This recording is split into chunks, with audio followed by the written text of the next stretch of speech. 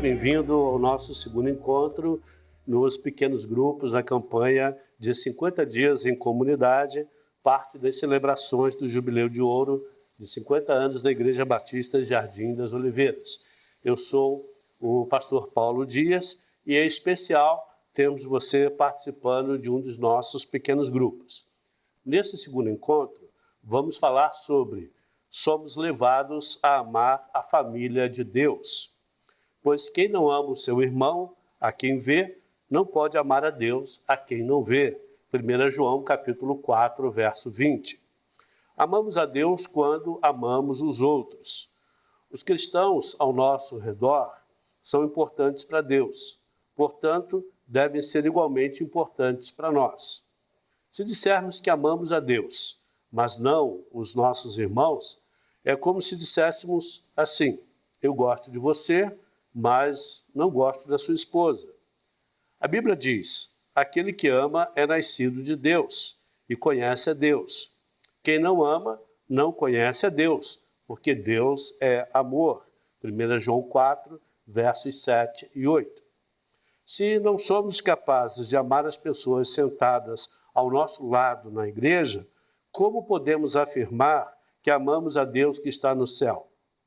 A essência do amor não é o que pensamos, fazemos ou providenciamos aos outros, mas como nos entregamos a eles.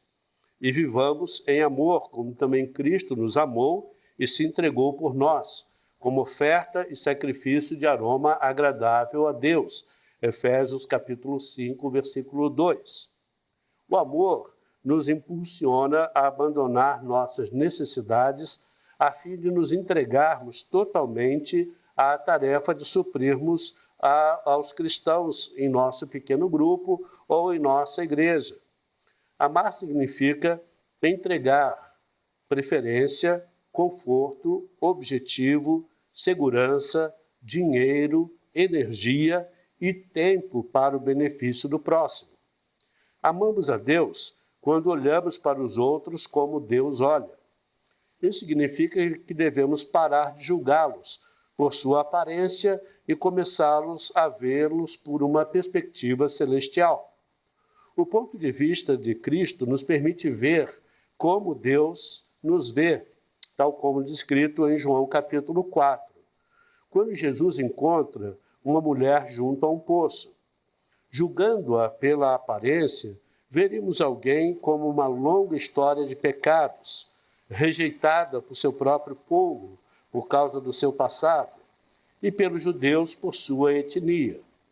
Jesus, no entanto, viu seu valor e sua necessidade desesperadora e a satisfez com a água da vida.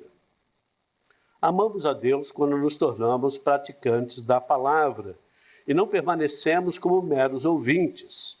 Aquele que ouve a palavra, mas não a põe em prática, é semelhante a um homem que olha a sua face no espelho e, depois de olhar para si mesmo, sai e logo esquece a sua aparência. Tiago, capítulo 1, versos 23 e 24.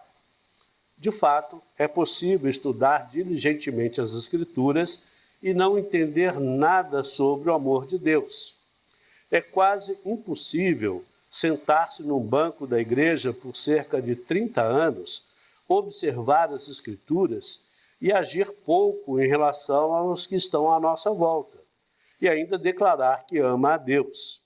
Aquele que diz, eu o conheço, mas não obedece aos seus mandamentos, é mentiroso, e a verdade não está nele.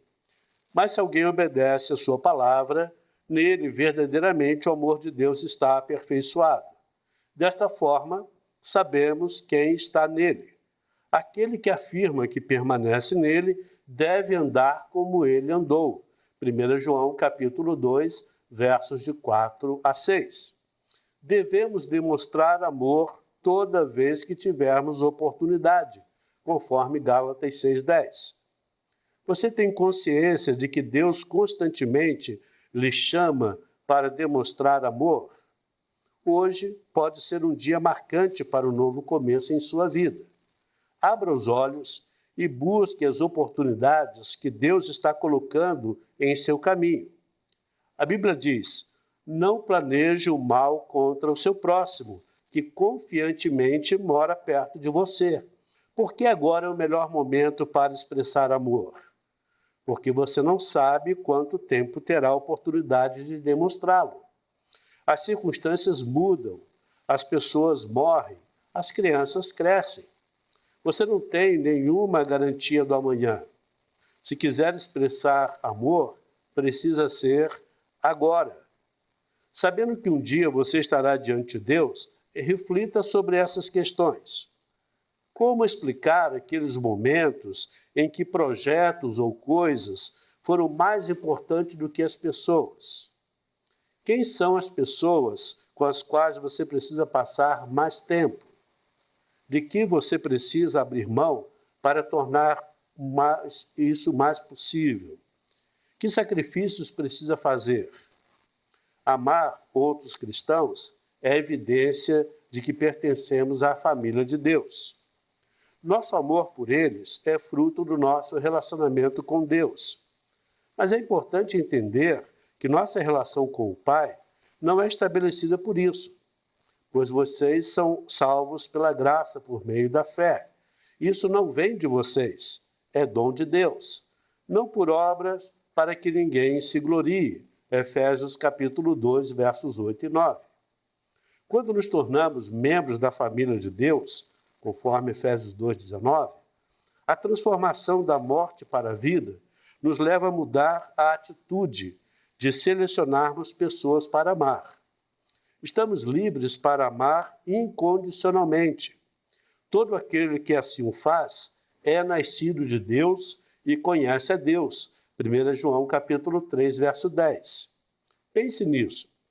Se você não ama os outros, se está preocupado apenas com suas necessidades, então deve questionar se Cristo está realmente em sua vida. Um coração transformado por Deus é um coração que ama.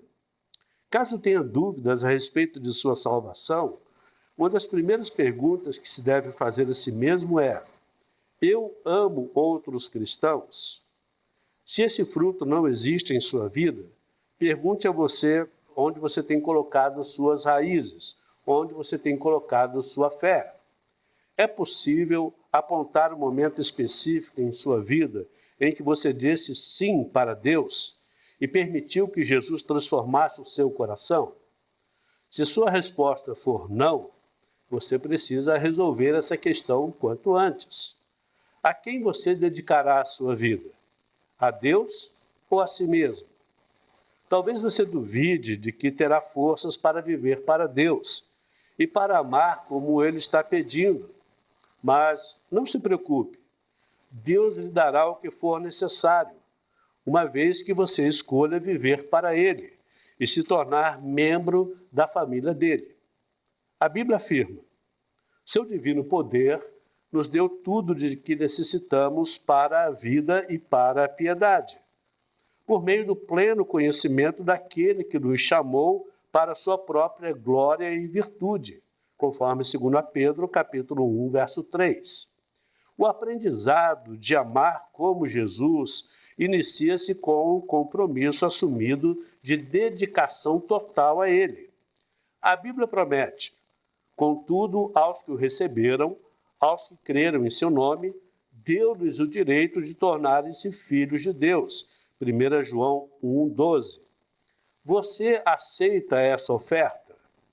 Então, primeiramente, creia. Creia que Deus o ama e o criou para os seus propósitos. Creia que você não está aqui por acaso. Creia que você foi criado para viver para sempre. Creia que Deus o escolheu para você ter um relacionamento com Jesus. Creia em seu coração que Jesus morreu na cruz por você e que Deus o ressuscitou dos mortos, conforme Romanos capítulo 10, verso 9. Creia que não importa o que você tenha feito no passado, Deus quer perdoá-lo. Em segundo lugar, receba. E receba Jesus em sua vida como Senhor e Salvador. Receba o perdão por todos os seus pecados. A Bíblia afirma: quem crê no Filho tem a vida eterna. Já quem o rejeita não verá a vida, mas a ira de Deus permanece sobre ele. João capítulo 3, verso 36. Onde quer que você esteja, eu o convido a abaixar a sua cabeça silenciosamente, repetir esta oração. Jesus, eu creio no Senhor e o recebo. O Espírito Santo entrará em sua vida e lhe dará poder para amar os outros como Deus deseja. Se você fez esta oração sinceramente, parabéns. Bem-vindo à família de Deus. Agora você está pronto para começar a descobrir e viver os propósitos de Deus para a sua vida.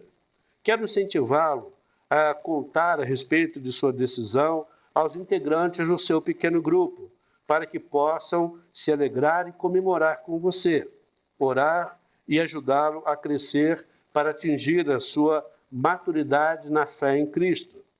Talvez você já esteja comprometido com Jesus, mas percebeu que não está amando outros cristãos como deveria. Não se preocupe. Deus o ajudará a crescer em sua capacidade de amar. De fato, esse será um dos benefícios desta campanha de 50 dias em comunidade. Você pode utilizar as leituras devocionais para concordar com Deus que é importante a fé que atua pelo amor, conforme Gálatas 5, verso 6. Que Deus te abençoe e que Ele continue falando ao seu coração e a todo o seu pequeno grupo. Que a graça e a bênção do Senhor seja sobre vocês.